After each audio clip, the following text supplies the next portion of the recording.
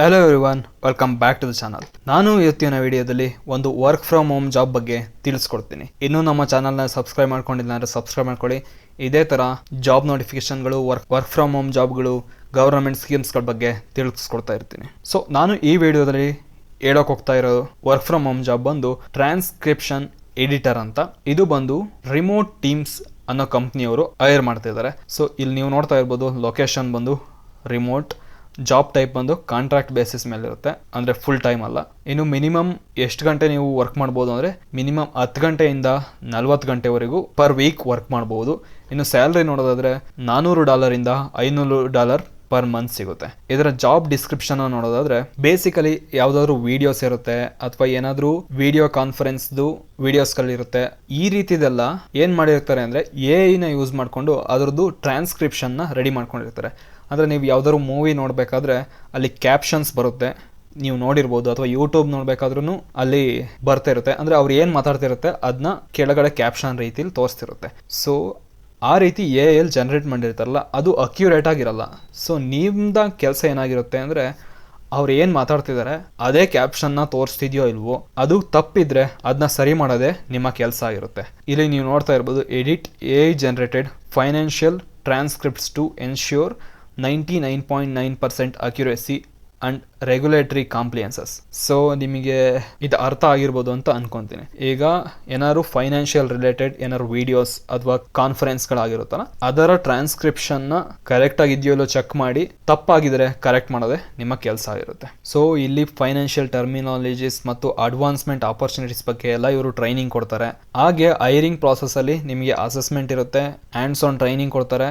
ಹಾಗೆ paid trial period ಕೂಡ ಇರುತ್ತೆ. ಇಲ್ಲಿ ಯಾವುದೇ ಥರದ ಇಂಟರ್ವ್ಯೂ ಇಲ್ಲಿ ಇರಲ್ಲ, ನೀವು ನೋಡ್ತಾ ಇರ್ಬೋದು.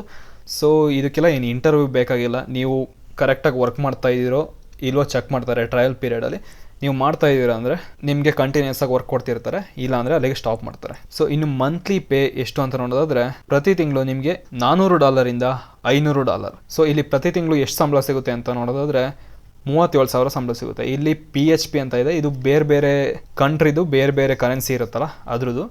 ಸೊ ಇಲ್ಲಿ USD ಇದೆ. ಅದೇ ರೀತಿ INR ನೋಡೋದಾದ್ರೆ 37,000 ಇದೆ. ಇದು ನೀವು ಫುಲ್ ಟೈಮ್ ವರ್ಕ್ ಮಾಡಿದ್ರೆ. ಈಗ ಬರೀ 1 ಗಂಟೆ 2 ಗಂಟೆ ದಿನಕ್ಕೆ ಮಾಡಿಬಿಟ್ಟು 37,000 ಯಾಕೆ ಕೊಡ್ತಿಲ್ಲ ಅಂತ ಅಂದರೆ ಅದೇನು ಹೇಳೋಕ್ಕಾಗಲ್ಲ. ಸೊ ಫುಲ್ ಟೈಮ್ ಮಾಡಿದರೆ ಅಷ್ಟೇ ಇಷ್ಟು ಬರೋದು. ಏನಾದರೂ ನೀವು ಪಾರ್ಟ್ ಟೈಮ್ ಮಾಡಿದರೆ ಅದಕ್ಕೆ ಬೇರೆ ಬೇರೆ ರೀತಿ ಇರುತ್ತೆ. ಇನ್ನು ರಿಕ್ವೈರ್ಮೆಂಟ್ಸ್ ಏನು ಬೇಕು ಅಂತ ನೋಡೋದಾದರೆ ನಿಮ್ಮ ಮನೆಯಲ್ಲಿ like high speed internet connection ಇರಬೇಕು. ಅಂದರೆ 50 MB/s ಡೌನ್ಲೋಡು ಮತ್ತು 10 MB/s ಅಪ್ಲೋಡ್, ಎಷ್ಟು ಮಿನಿಮಮ್ ಇರಬೇಕು. ಆಗಿದ್ರೆ ಎಲಿಜಿಬಲ್ ಇರ್ತೀರಾ. ಹಾಗೆ ನಿಮ್ಮ ಹತ್ರ ನಾಯ್ಸ್ ಕ್ಯಾನ್ಸಲಿಂಗ್ ಹೆಡ್ಫೋನ್ಸ್ ಇರಬೇಕು ಮತ್ತು ಪ್ರೈವೇಟ್ ಕ್ವೈಟ್ ವರ್ಕ್ ಸ್ಪೇಸ್ ಇರಬೇಕು. ಅಂದರೆ ನಿಮ್ದು ಯಾವ್ದಾದ್ರು ಒಂದು ಸಪ್ರೇಟ್ ರೂಮ್ ಇರಬೇಕು. ನಿಮಗೆ ಈಗ ಎಲ್ಲ ತುಂಬ ಈ ಗಲಾಟೆಗಳೆಲ್ಲ ಆಗ್ತಿರುತ್ತಲ್ಲ, ಅಂಥ ಜಾಗದಲ್ಲಿ ಕೂತ್ಕೊಂಡೆಲ್ಲ ಮಾಡೋಕ್ಕಾಗಲ್ಲ. ಕ್ವೈಟ್ ಪ್ಲೇಸ್ ಇರಬೇಕು. ಯಾಕೆಂದರೆ ಏನಾದ್ರು ಮೀಟಿಂಗ್ಸು ಆ ಥರ ಎಲ್ಲ ಇದ್ದಾಗ ಆ ಥರ ಸೌಂಡ್ ಬಂದರೆ ಡಿಸ್ಟರ್ಬೆನ್ಸ್ ಆಗುತ್ತಲ್ಲ, ಅದಕ್ಕೋಸ್ಕರ ಕ್ವೈಟ್ ಪ್ಲೇಸ್ ಇದ್ದರೆ ಬೆಟರ್. ಹಾಗೆ ಇದು ಕಾನ್ಫಿಡೆನ್ಷಿಯಲ್, ಯಾಕೆಂದರೆ ಈ ವಿಡಿಯೋ ಕಾನ್ಫರೆನ್ಸು ಇದೆಲ್ಲ ಫೈನಾನ್ಷಿಯಲ್ ರಿಲೇಟೆಡ್ ಆಗಿರುತ್ತೆ, ಆ ಕಂಪ್ನಿಗೆ ಬೇಕಾಗಿರೋದು. ಸೊ ಅಂಥವನ್ನೆಲ್ಲ ಆಚೆ ಕಡೆ ಗೊತ್ತಾಗಬಾರ್ದು, ಅದಕ್ಕೋಸ್ಕರ ಪ್ರೈವೇಟ್ ವರ್ಕ್ ಸ್ಪೇಸ್ ಇದ್ದರೆ ಬೆಸ್ಟ್.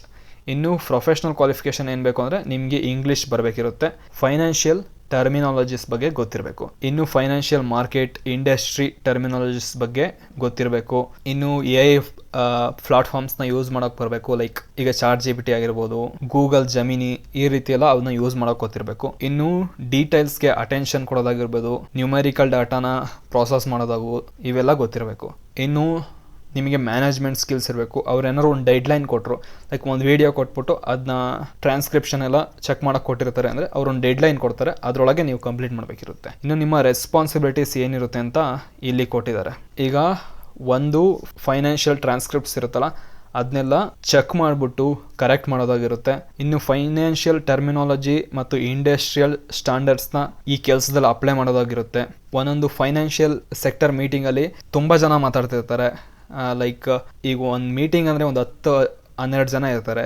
ಈಗ ಒಬ್ಬೊಬ್ರು ಒಂದೊಂದು ಮಾತಾಡ್ತಿರ್ತಾರೆ, ಅಲ್ಲಿ ಮಧ್ಯದಲ್ಲಿ ಒಂದೇ ಟೈಮಲ್ಲಿ ಇಬ್ಬಿಬ್ರು ಮಾತಾಡ್ಬೋದು. ಸೊ ಅದನ್ನೆಲ್ಲ ಅನಲೈಸ್ ಮಾಡೋ ಕೆಪಾಸಿಟಿ ಇರಬೇಕು. ಇನ್ನು ನಿಮ್ಮ ಡಾಕ್ಯುಮೆಂಟೇಷನ್ ಫಾರ್ಮ್ಯಾಟಿಂಗ್ ಎಲ್ಲ ಸ್ಟ್ಯಾಂಡರ್ಡ್ ಆಗಿರಬೇಕು. ಸೊ ಈ ರೀತಿ ನಿಮ್ಮ ಕೆಲಸ ಇರುತ್ತೆ. ಸೊ ಈ ವರ್ಕ್ ಏನಾದ್ರು ನಿಮಗೆ ಇಂಟ್ರೆಸ್ಟಿಂಗ್ ಅನಿಸ್ತು, ಇದನ್ನ ಮಾಡಬೇಕು ಅನಿಸ್ತು ಅಂತ ಅಂದರೆ ನೀವು ಇದಕ್ಕೆ ಅಪ್ಲೈ ಮಾಡ್ಬೋದು. ಅಪ್ಲೈ ಹೇಗೆ ಮಾಡೋದು ಅಂದರೆ ಅಪ್ಲೈ ನಾವು ಅಂತ ಇದೆಯಲ್ಲ, ಇದ್ರ ಮೇಲೆ ಕ್ಲಿಕ್ ಮಾಡಿ. ಈ ಲಿಂಕ್ ನಾನು ಡಿಸ್ಕ್ರಿಪ್ಷನ್ ಕೊಟ್ಟಿರ್ತೀನಿ, ಅದ್ರ ಮೇಲೆ ಕ್ಲಿಕ್ ಮಾಡಿದಾಗ ಈ ಪೇಜಿಗೆ ಬರ್ತೀರಾ.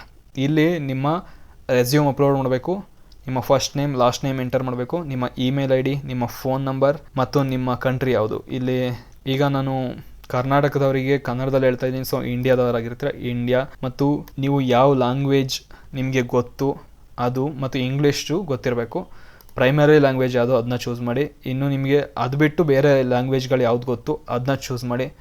ಆಮೇಲೆ ನೀವು ಪ್ರೀವಿಯಸ್ ಏನಾದ್ರು ವರ್ಕ್ ಎಕ್ಸ್ಪೀರಿಯನ್ಸ್, ಈ ಟ್ರಾನ್ಸ್ಕ್ರಿಪ್ಷನ್ ಎಕ್ಸ್ಪೀರಿಯನ್ಸ್ ಇದ್ದರೆ ಅದನ್ನ ಚೂಸ್ ಮಾಡಿ, ಮತ್ತು ಯಾವ ಫೀಲ್ಡಲ್ಲಿ ಮಾಡಿದ್ದೀರಾ ಅದನ್ನ ಚೂಸ್ ಮಾಡಿ. ಇಲ್ಲ ಅಂದರೆ ನನ್ನ ಅಂತ ಕೊಡಿ. ಇನ್ನು ನೀವು ಇಲ್ಲಿ ಎಷ್ಟು ಗಂಟೆ ಪರ್ ವೀಕ್ಗೆ ವರ್ಕ್ ಮಾಡೋಕ್ಕೆ ರೆಡಿ ಇದ್ದೀರಾ ಅಂತ ಕೇಳ್ತಿದೆ. ಎಷ್ಟು ಗಂಟೆ ರೆಡಿ ಇದ್ದೀರಾ ಅದನ್ನ ಕೊಡಿ. ಅದ್ರ ಮೇಲೆ ನಿಮ್ಮ ಸ್ಯಾಲ್ರಿ ಎಲ್ಲ ಡಿಪೆಂಡ್ ಆಗುತ್ತೆ. ಅದಾದಮೇಲೆ ಐ ಅಗ್ರಿ ಅನ್ನೋದು ಕೊಟ್ಬಿಟ್ಟು ಸಬ್ಮಿಟ್ ಅಪ್ಲಿಕೇಶನ್ ಅಂತ ಕೊಡಿ. ಸೊ ನಿಮ್ಮ ರೆಸ್ಯೂಮ್ ಎಲ್ಲ ಅವರಿಗೆ ಇಷ್ಟ ಆಯಿತು ಅಂದರೆ ನಿಮಗೆ ಇಮೇಲ್ ಮುಖಾಂತರ ಕಾಂಟ್ಯಾಕ್ಟ್ ಮಾಡ್ತಾರೆ. ಸೊ ಯಾರೆಲ್ಲ ಇಂಟ್ರೆಸ್ಟ್ ಇದ್ದೀರಾ ಅವರು ಅಪ್ಲೈ ಮಾಡಿ. ಹಾಗೆ ನಿಮ್ಮ ಫ್ರೆಂಡ್ಸ್ ಮತ್ತು ಫ್ಯಾಮಿಲಿಗೂ ಶೇರ್ ಮಾಡಿ. Thank you. All the best.